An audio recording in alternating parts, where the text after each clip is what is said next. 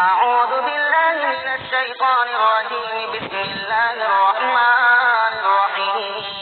الحمد لله الذي أنزل على عبده الكتاب ولم يجعل له عوجا قيما لينذر بأسا شديدا من لدنه ويبشر المؤمنين الذين يعملون الصالحات أن لهم أجرا حسنا ماكثين فيه أبدا وينذر الذين قالوا اتخذ الله ولدا ما لهم به من علم ولا لآبائهم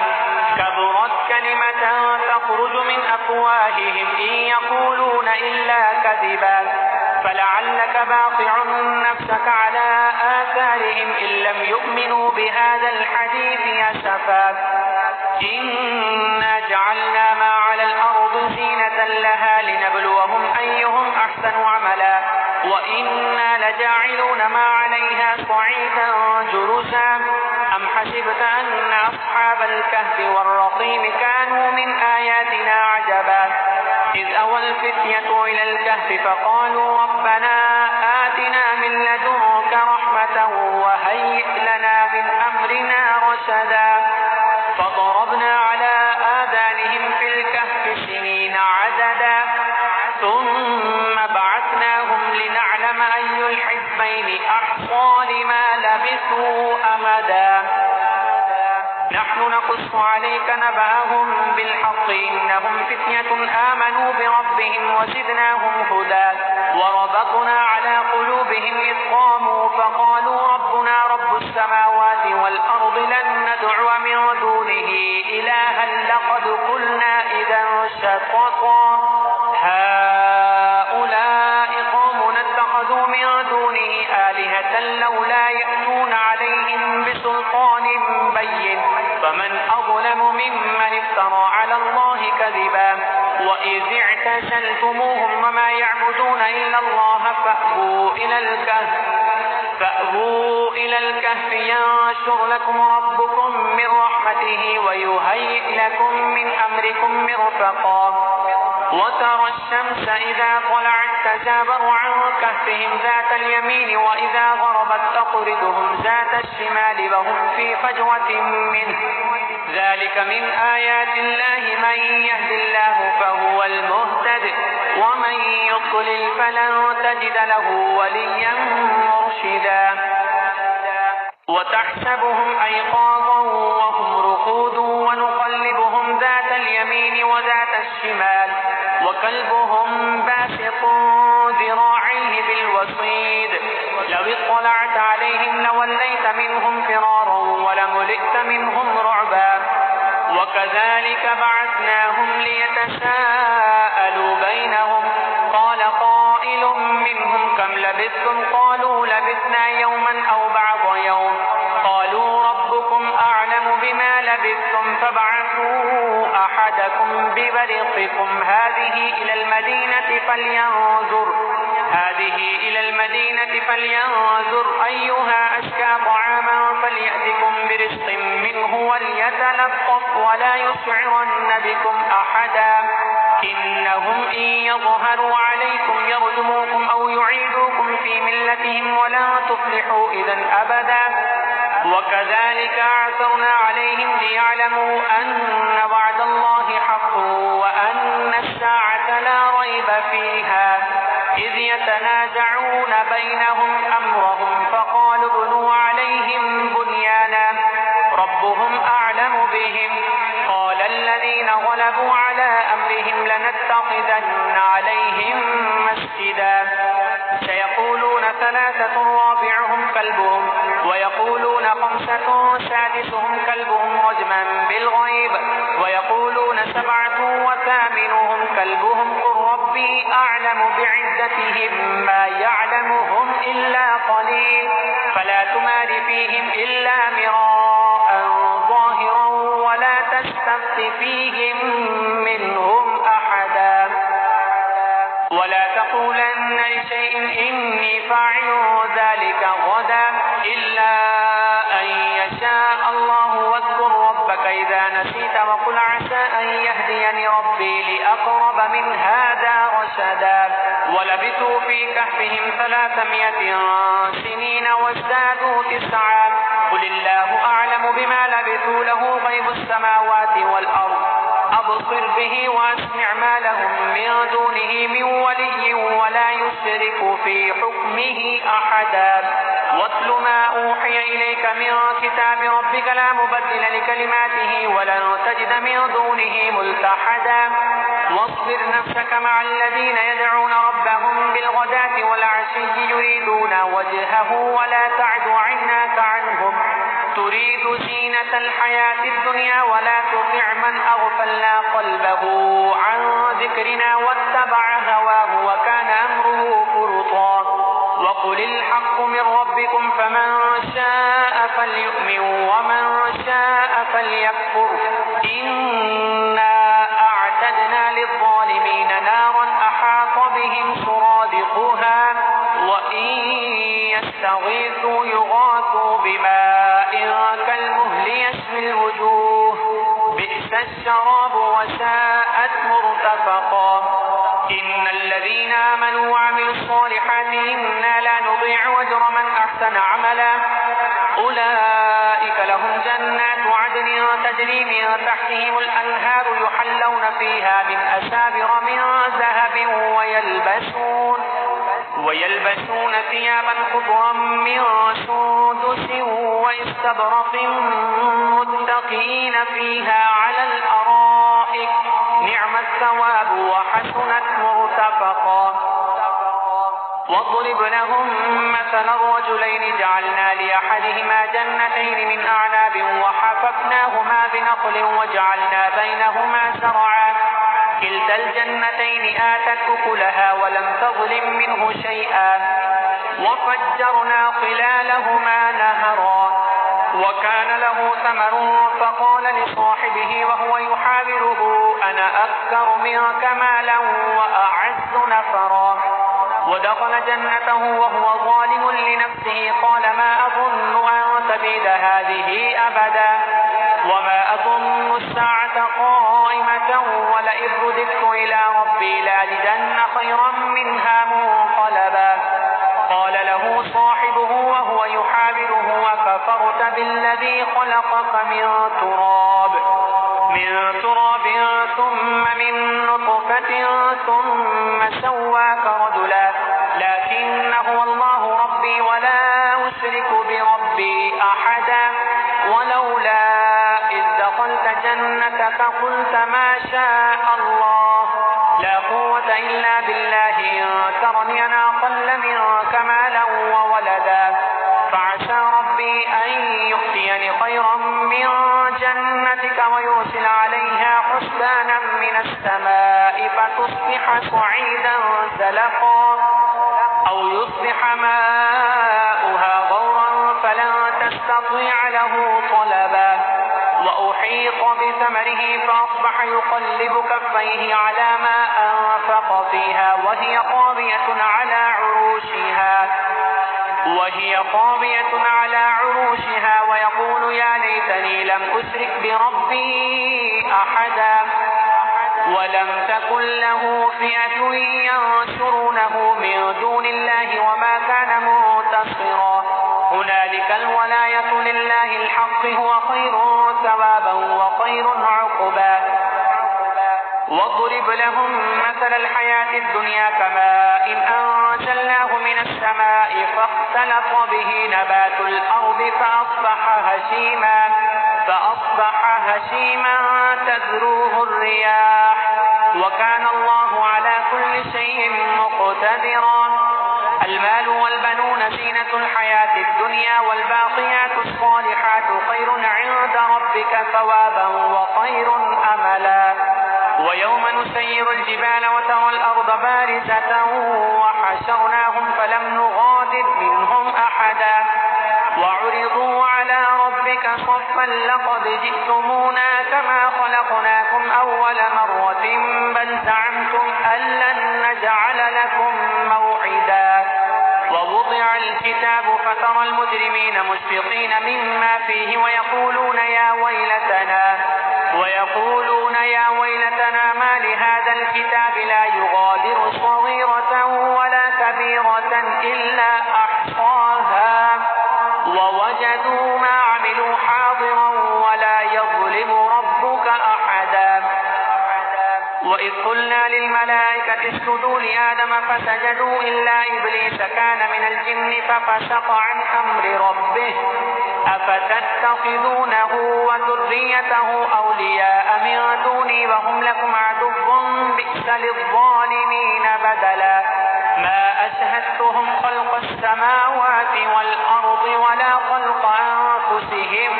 وما كنت متخذ المضلين عضدا. ويوم يقول نادوا شركائي الذين زعمتم فدعوهم فلم يستجيبوا لهم وجعلنا بينهم موبقا. ورأى المجرمون النار فظنوا أنهم مواقعوها ولم يجدوا عنها مصرفا. ولقد صرفنا في هذا القرآن للناس من كل مثل وكان الإنسان أكثر شيء جدلا. وما منع الناس أن يؤمنوا إذ جاءهم الهدى ويستغفروا ربهم إلا أن تأتيهم سنة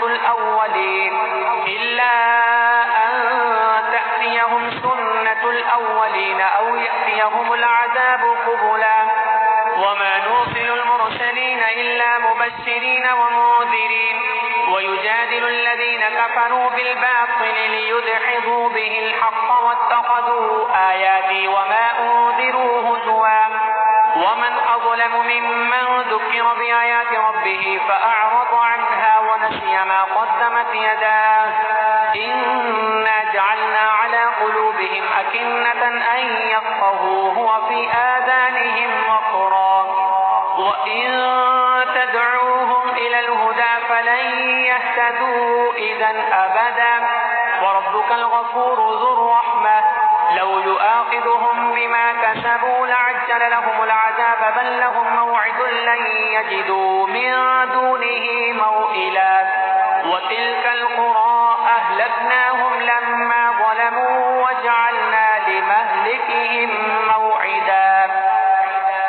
وإذ قال موسى لفتاه لا أبرح حتى أبلغ مجمع البحرين أو أمضي حقبا فلما بلغا مجمع بينهما نسيا حوتهما فاتخذ سبيله في البحر سربا. فلما جاوزا قال لفتاه آتنا غداءنا لقد لقينا من سفرنا هذا نصبا. قال أرأيت إذ أوينا إلى الصخرة فإني نسيت الحوت وما أنسانيه إلا الشيطان أن أذكره واتخذ سبيله في البحر عجبا. قال ذلك ما كنا نبغي فارتدا على آثارهما قصصا فوجدا عبدا من عبادنا آتيناه رحمة من عندنا وعلمناه من لدنا علما. قال له موسى هل أتبعك على أن تعلمني مما علمت رشدا قال إنك لن تستطيع معي صبرا وكيف تصبر على ما لم تحط به خبرا. قال ستجدني إن شاء الله صابرا ولا أعصي لك أمرا.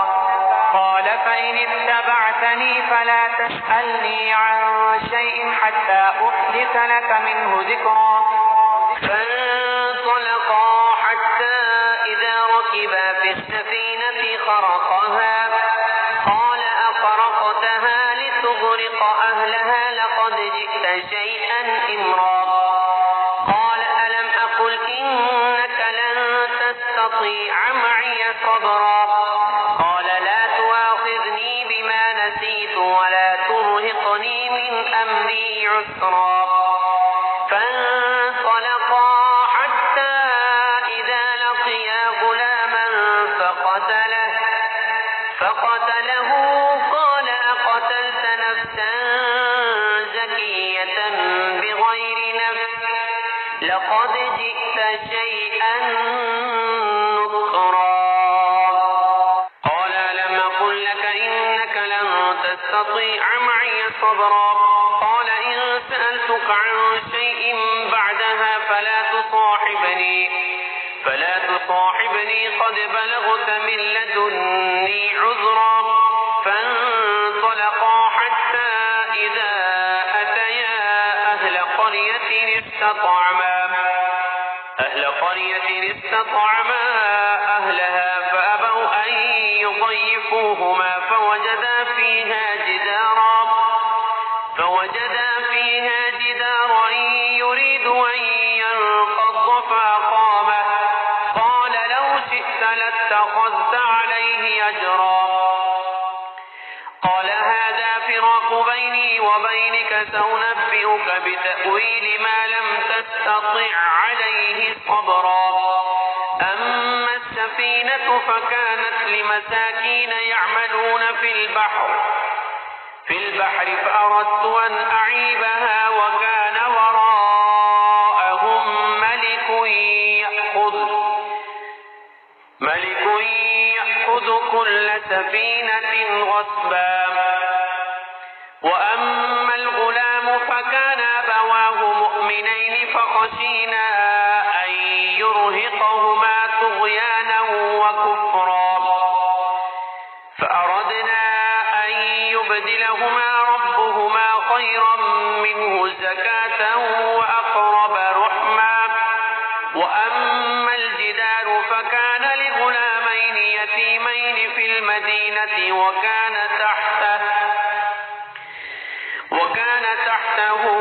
كنز لهما وكان أبوهما صالحا فأراد ربك أن يبلغا أشدهما ويستخرجا كنزهما رحمة من ربك وما فعلته عن أمري ذلك تأويل ما لم تستطع عليه صبرا ويسألونك عن ذي القرنين قل سأتلو عليكم منه ذكرا إنا مكنا له في الأرض وآتيناه من كل شيء سببا فأتبع سببا حتى إذا بلغ مغرب الشمس وجدها تغرب في عين حمية ووجد عندها قوما قلنا يا ذا القرنين إما أن تعذب وإما أن تتخذ فيهم حسنا قال أما من ظلم فسوف نعذبه ثم يرد إلى ربه فيعذبه عذابا نكرا وأما من آمن وعمل صالحا فله جزاء الحسنى وسنقول له من أمرنا يسرا ثم أتبع سببا حتى إذا بلغ مطلع الشمس وجدها تطلع على قوم لم نجعل لهم من دونها سترا كذلك وقد أحطنا بما لديه خبرا ثم أتبع سببا حتى إذا بلغ بين السدين وجد من دونهما قوما لا يكادون يفقهون قولا قالوا يا ذا القرنين إن يأجوج ومأجوج مفسدون في الأرض فهل نجعل لك خرجا على أن تجعل بيننا وبينهم سدا قال ما مكني فيه ربي خير فأعينوني بقوة أجعل بينكم وبينهم ردما آتوني زبر الحديد حتى إذا ساوى بين الصدفين قال انفخوا حتى إذا جعله نارا قال آتوني يفرغ عليه قطرا فما استطاعوا أن يظهروه وما استطاعوا له نقبا قال هذا رحمة من ربي فإذا جاء وعد ربي جعله دكاء وكان وعد ربي حقا وتركنا بعضهم يومئذ يموج في بعض ونفخ في الصور فجمعناهم جمعا وعرضنا جهنم يومئذ للكافرين عرضا الذين كانت أعينهم في غطاء عن ذكري وكانوا لا يستطيعون سمعا أفحسب الذين كفروا أن يتخذوا عبادي من دوني أولياء إنا أعتدنا جهنم للكافرين نزلا قل هل ننبئكم بالأخسرين أعمالا الذين ضل سعيهم في الحياة الدنيا وهم يحسبون أنهم يحسنون صنعا أولئك الذين كفروا بآيات ربهم ولقائه فحبطت أعمالهم فلا نقيم لهم يوم القيامة وزنا ذلك جزاؤهم جهنم بما كفروا واتخذوا آياتي ورسلي هزوا إن الذين آمنوا وعملوا الصالحات كانت لهم جنات الفردوس نزلا خالدين فيها لا يبغون عنها حولا قل لو كان البحر مدادا لكلمات ربي لنفد البحر قبل أن تنفد كلمات ربي ولو جئنا بمثله مددا قل إنما أنا بشر مثلكم